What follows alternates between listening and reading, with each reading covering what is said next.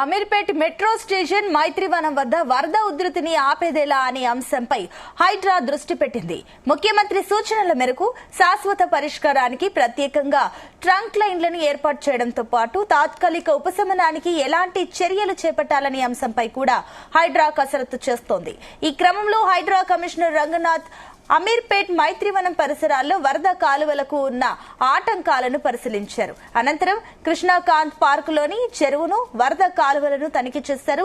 Jubilee Hills road number 10, Venkatagiri, Rahmat Nagar, Yousufguda ప్రాంతాల నుంచి Krishnakant park మీదుగా పారే వరద కాలువను పరిశీలించారు. కృష్ణాకాంత్ పార్కులో ఉన్న చెరువును కూడా తనిఖీ చేశారు. పైనుంచి భారీ ఎత్తున వస్తున్న వరదను కృష్ణాకాంత్ పార్కులోకి, చెరువుకు మళ్లిస్తే చాలా వరకు వరద ఉధృతిని కట్టడి చేయవచ్చనే అభిప్రాయానికి హైడ్రా కమిషనర్ వచ్చారు.